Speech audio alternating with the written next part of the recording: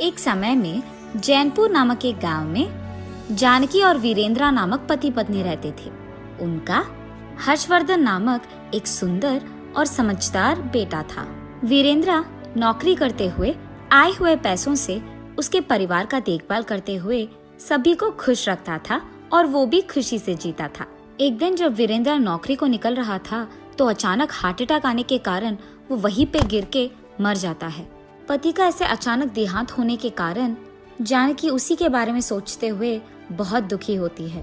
हाँ, अगर मैं ऐसे ही मेरे बेटे के बारे में सोचे बिना पति के गुजरे हुए दुख में ही बैठूंगी तो मेरे पति की ख्वाहिश के अनुसार उसे पढ़ा नहीं पाऊंगी। मुझे कुछ काम करना होगा और मेरे बेटे को पढ़ाना होगा। ये फैसला करके अगले दिन से जानकी काम करते हुए आए हुए पैसों से उसके घर को चलाते हुए बेटे को पढ़ाते हुए बड़ा करती है। और ऐसे ही कुछ साल बीत जाते हैं। हर्षवर्धन बड़ा होके एक अच्छी नौकरी कमाता है और उसकी माँ का बहुत अच्छा देखभाल करता है। इसी खुशी में कुछ दिन बीत जाते हैं। अरे, मेरा बेटा तो बहुत बड़ा हो गया, अभी इसका शादी करवाने का वक्त है, तभी वो उसके बीवी और बच्चों के साथ खुश रह पाएगा। ये फैसला करके हर्षवर्धन की माँ जानकी एक अच्छी सुंदर लड़की को देखकर उसका शादी हर्षवर्धन से करवाती है। हर्षवर्धन की पत्नी वर्षिनी बहुत खूबसूरत होने के कारण वो हमेशा उसकी बीवी का बात सुनता था, क्योंकि वो बीवी पे एकदम लट्टू था। शादी के बाद ससुराल में पहले ही दिन वर्षिनी सुबह उठकर अपने पति को और सास को कॉफी देकर घर के सारे काम खत्म करके उसके सास के पास जाकर ये कहती है, सासू माँ, खाना लग गया है, खा लीजिएगा। ऐसे कहकर जानकी के प्लेट में खाना परोसती है। ये सब देख हर्षवर्धन बहुत खुश होता है। अपने बीवी के पास जाकर ऐसे कहता है, वर्षिनी, तुमसे शादी करने से पहले मुझे शक था कि तुम माँ का अच्छा देखभाल करोगे कि नहीं, पर अब तुम दोनों को देखकर मुझे बहुत खुशी हो रही है। अब जो माँ का ख्याल तुम रख रही हो, मुझे अब माँ की चिंता नहीं है। ये कह के वो खुशी खुशी उसके कार्यालय चले जाता है। बहू, थोड़ा पानी लाना बेटा। हाँ, मैं इनकी नौकर हूँ क्या, पानी लाने बोल रही है? बुलाने दो, मैं तो उनके पास नहीं जाऊंगी। ये सोचकर वो उसके सास के बुलाने के बावजूद ऐसे पेश आती है जैसे उसे सुनाई नहीं दे रहा है। बहू, वर्षिनी, वर्षिनी, ऐसे जानकी जोर जोर से अपनी बहू को पुकारती है। वाह, मेरे पति के ऑफिस जाने के बाद भी मुझे इनसे चैन नहीं मिल रहा। लगता है जब तक मैं उनके पास जाऊंगी ये बुलाते ही रहेगी। पहले ये तो जान लो कि मुझे इतने जोर से क्यों बुला रही है। सासू माँ, ऐसे क्यों बुला रहे हो जैसे कोई चोर आ गए घर में, हुआ क्या? ऐसे वर्षिनी गुस्से में बोलती है। अरे नहीं बेटा, मैंने सोचा तुम्हें सुनाई नहीं दे रहा है, इसीलिए जोर से बुला रही थी। बेटा, मेरे पाँव ना बहुत दर्द दे रहे हैं, मैंने सोचा तुम थोड़ा पानी लाओगी। आपको पानी देने के लिए आप इतना बुला रही थी मुझे? क्या सोच रहे थे आप? मैं आपकी नौकरानी हूँ कि आप मुझे ये सब काम बोलोगे और मैं कर दूंगी? आपके दो पाँव है ना, आप ही खुद चल के पानी लेकर आ जाइए। सुबह से सारे काम मैं ही कर रही हूँ, आपने तो मुझे एक भी बार नहीं रोका। मैं अपने मायके में कोई काम नहीं करती थी, लेकिन अब आपके लिए और आपके बेटे के लिए और इस घर के लिए सारे काम मैं ही करूं? बहू हूं कि नौकरानी? इसीलिए कल से मैं नौकरानी लगवाती हूँ घर पे, और आइंदा मुझे कोई काम नहीं बोलिएगा। ऐसे वो क्रोध में बोल के वहां से चली जाती है। उसके फैसले के अनुसार ही अगले दिन वर्षिनी उसके घर में एक नौकरानी रखती है और उससे सारे कामकाज करवाती है। मगर उसके पति के ऑफिस जाने के बाद वो कोई ना कोई बहाना ढूंढकर उसके सास को कुछ ना कुछ कह देती थी। एक दिन शाम को उसके पति हर्षवर्धन को घर आते हुए वर्षिनी खिड़की से देखती है और तुरंत वो कुछ फल लेकर उसके सास के कमरे में चले जाकर उन्हें टुकड़े करके जानकी को खिलाती रहती है। ये देख हर्षवर्धन बहुत खुश हो जाता है। अरे माँ, मेरी बीवी तो आपका ख्याल मुझसे भी बेहतर रख रही है, कितनी अच्छी है मेरी बीवी। ये कहकर वो अपने कमरे में चले जाता है। मेरी बहू मेरे बेटे के सामने ये सब नाटक कर रही है और जैसे ही वो ऑफिस चले जाता है मुझे बहुत दुख देती है। अगर ये बात मैं अपने बेटे से कह दूंगी तो वो बहुत दुख होगा, इसीलिए मैं इस बात को छुपा लूंगी। ये सोचकर वो चुपचाप वो सारी बातों को छुपा देती है। लेकिन वर्षिनी हर रोज उसके पति के ऑफिस जाने के बाद जानकी को भला बुरा कहती थी। ऐसे कुछ दिन बीत जाते हैं। मेरे पति ऑफिस जाकर तो अच्छे कमा रहे हैं, क्यों ना मैं अपने माँ बाप को और भैया भाभी को घर लाकर उन्हें यही रख दूं। वैसे तो मैं अपने परिवार के साथ बहुत खुश रह सकती हूँ। मुझे तो सिर्फ अपने परिवार की चिंता है, मेरी सांस भाड़ में जाए। ये फैसला करने के तुरंत बाद वो उसके माँ बाप, भैया और भाभी को उसके घर बुला देती है और उसके बाद जानकी के पास जाकर ऐसे कहती है, सासू माँ, आज से मेरे माँ बाप और भैया भाभी इसी घर में रहेंगे। अगर आपको कोई ऐतराज है तो आप इस घर से चले जाइए, लेकिन वो तो यही रहेंगे। और तो और आप अकेले उस बड़े कमरे में क्या करेंगे? मेरे माँ बाप उस कमरे में रहेंगे और इस बगल वाले कमरे में मेरे भैया और भाभी रहेंगे। आप तो वैसे भी अकेले हैं, आप तो कहीं पे भी सो सकती हैं ना। मैं अपने बेटे को देखे बिना एक भी दिन नहीं रह सकती, इसीलिए मेरे बहू और उसके परिवार वाले चाहे कितना भी दुख मुझे दे, मैं मेरे बेटे को और इस घर को छोड़कर नहीं जाऊंगी। ये फैसला करके वो उसके ही घर में एक कोने में पड़ी रहती है।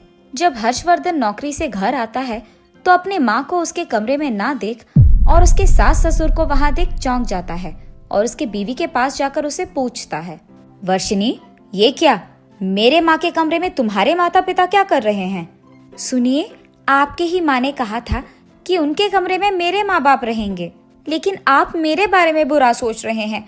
आपकी माँ ने जानबूझकर ऐसे किया है ताकि आपको लगे कि मैं उनकी देखभाल नहीं कर रही हूँ। ठीक है, तुम कह रही हो ना कि माँ ने ये खुद किया, तो ये सब कहने की कोई जरूरत नहीं है। ये कह के वो वहाँ से चले जाता है। वो अगले दिन उसके सास को देने वाली कॉफी में मिर्ची पाउडर डालकर नौकरानी के द्वारा उसके सासू माँ को भिजवाती है। इस बात से अनजान जानकी कॉफी पीते ही जलन होने के कारण बहुत सारा पानी पीती है और उसे ऐसे देख अब से हर रोज आपका ऐसे ही होगा। आप खुद तो इस घर से नहीं निकल रहे हो, तो मैं कुछ भी करके आपको निकलवा दूंगी, समझे? अब आपके दिन यहाँ गिन लो। ये कहते हुए वो जोर जोर से हंसती है। हाय भगवान, मेरे बहू के कारण न जाने मुझे और कितना सहना पड़ेगा आगे, लेकिन वो चाहे कुछ भी करे, मैं ये घर छोड़कर नहीं जाऊंगी। उसकी सारी गलतियां मैं सहती जाऊंगी। ये सोचकर वो धीरे से उठकर जाने ही लगती है कि वर्षिनी उसके पाँव को जानकी के पाँव के आगे लगाती है। जानकी फिसलकर नीचे गिर जाती है। हाय भगवान, ये क्या हो गया? मेरा पीठ तो टूट गया, मैं उठ भी नहीं पा रही हूँ। उसके सासू माँ के ऐसे जोर जोर से चिल्लाने के बावजूद वर्षिनी उसे कोई भाव नहीं देती है और वहाँ से चले जाती है। और इसी डर में बेचारी जानकी उसी घर में अपने खुद के काम करने के लिए डरते हुए एक कोने में बैठकर जी रही थी। हाँ, मैं जितना भी करूं, ये बूढ़ी तो यहाँ से निकल ही नहीं रही है, इसीलिए मैं ऐसा कुछ करूंगी कि मेरे पति खुद उसके माँ को घर से भगाए। ये फैसला करके वो अगले दिन घर में रखे सारे सामान को इधर उधर करके उसके परिवार वालों के सारे कपड़े को बाहर निकालकर उन्हें फेंक देती है और घर में रोना शुरू कर देती है। तभी हर्षवर्धन घर आकर इधर उधर पड़े हुए सामान को देख अपने बीवी को रोते हुए देख चौंक जाता है और उसे पूछता है, वर्षिनी, ये क्या हो गया? हमारा घर ऐसे क्यों है? ये सामान इधर उधर क्यों है और तुम रो क्यों रही हो? सुनिए, आपकी माँ ने हमारे परिवार के सारे कपड़ों को बाहर फेंक कर ये बोला कि उनको हमारा यहाँ रहना पसंद नहीं है, इसीलिए मैंने फैसला किया कि आज से या तो वो रहेंगी या हम। बाकी अब आपका फैसला है। बेटा, मुझे तो पता भी नहीं कि हुआ क्या। माँ, मुझे आपके बारे में पता है, आपने अब तक किसी पे भी आवाज नहीं उठाया। आप ऐसे क्यों करेंगी? मुझे पता है कि आप क्या है। मतलब? आपके कहने का मतलब क्या है कि मैंने ये सब किया है आपके माँ को भगाने के लिए? अब आपके मुंह से इतना सुनने के बाद मुझे यहाँ रहने की कोई जरूरत नहीं है। मैं पुलिस स्टेशन जाकर यही कहूंगी कि आप और आपके माँ ने हम सबको इस घर से भगाया है, और वो भी हमको बहुत दुख देने के बाद। ये कह के वो उस घर से जाने की कोशिश करती है। बहू वर्षिनी, तुम्हें कहीं जाने की कोई जरूरत नहीं है, और अगर तुम पुलिस की कंप्लेंट दोगी तो घर के मामले पराये लोग तक चले जाएंगे और उनके बातों का सहन मैं नहीं कर सकती हूँ। तुम ये सब इसीलिए कर रही हो क्योंकि मैं घर से नहीं जा रही हूँ, है ना? मुझे सबसे ज्यादा मेरे बेटे का खुशी ही मुख्य है, तो मैं ही इस घर से चली जाती हूँ। तुम अपने परिवार के साथ खुश रहो। ये कह के वो उसके घर से चली जाती है। उसकी माँ चले भी जाती है, लेकिन वो कुछ नहीं कह पाता है और अपने आप में बहुत दुखी होता है। मैं अपने बेटे को देखे बिना तो एक भी दिन नहीं रह सकती हूँ, इसीलिए मुझे आसपास के किसी घरों में रहना होगा ताकि मैं उसे हर रोज देख तो सकती हूँ। ये सोचते हुए वो चलती ही रहती है कि रास्ते में उसे उसका दोस्त मंजुला मिलती है। अरे जानकी, कैसी हो तुम? और इस समय में कहाँ जा रही हो? उसके ऐसे पूछने के बाद जानकी जो भी हुआ मंजुला को समझाती है। वो सब सुनकर मंजुला ऐसे कहती है, जानकी फिक्र मत करना, तुम्हारी बहू उसका गलती मानकर एक न एक दिन जरूर तुम्हें उसके घर वापस ले जाएगी। मगर तब तक अगर तुम्हें ऐतराज ना हो तो तुम मेरे घर में रह सकती हो। मंजुला का घर भी मेरे ही घर के पास है, तो मैं उसके घर में रहकर अपने बेटे को देख सकती हूँ। मंजुला, मुझे तुम्हारे घर में रहने के लिए कोई ऐतराज नहीं है। कम से कम ऐसे तो मैं अपने बेटे को दूर से देख पाऊंगी। उसके ऐसे कहने पर मंजुला जानकी को उसके साथ उसके घर ले जाती है, जहाँ जानकी हर रोज दूर से अपने बेटे को देखते रहती है। उसके सासू माँ के चले जाने के बाद वर्षिनी उसके परिवार के साथ खुशी से रहने लगती है। ऐसे कुछ दिन बीत जाते। एक दिन वर्षिनी का भैया उसके पास जाकर, वर्षिनी मुझे 10,000 की जरूरत है, दो ना बेटा।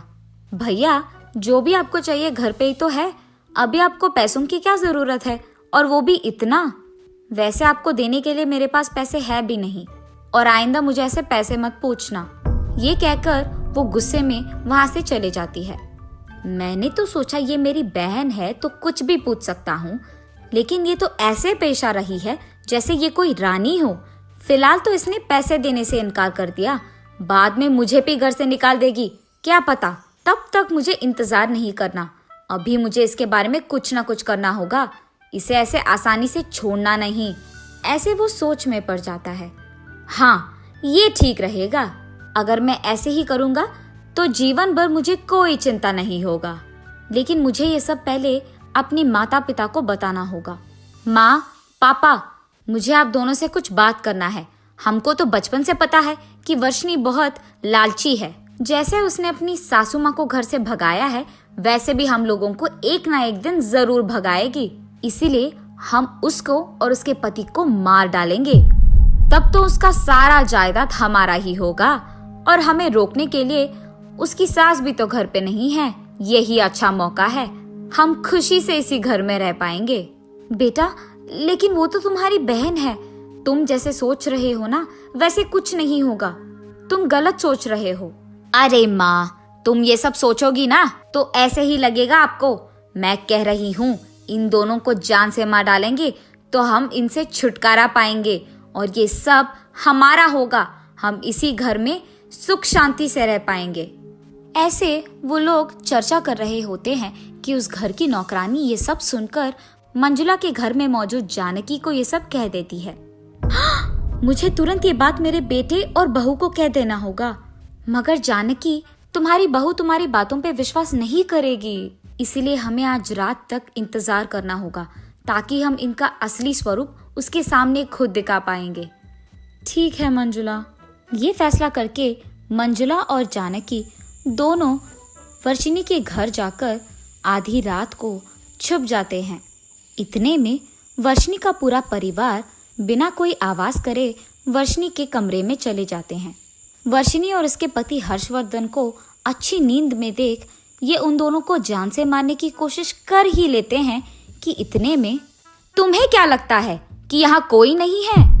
उसकी आवाज सुनकर वर्षिनी और हर्षवर्धन एकदम से जाग उठते हैं। बहू वर्षिनी, तुम्हारा परिवार तुम्हें खुद मारना चाहता है बेटा, और ये सब आकर तुम्हें बताऊंगी तो शायद तुम मेरी बात का यकीन कभी नहीं कर पाओगी। इसीलिए मैंने सोचा कि तुम्हारे सामने ही उनका असली रूप मैं दिखा दूंगी।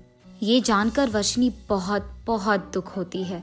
माँ, पापा, भैया, मैंने सपने में भी नहीं सोचा था कि आप ऐसा कुछ कर भी पाओगे।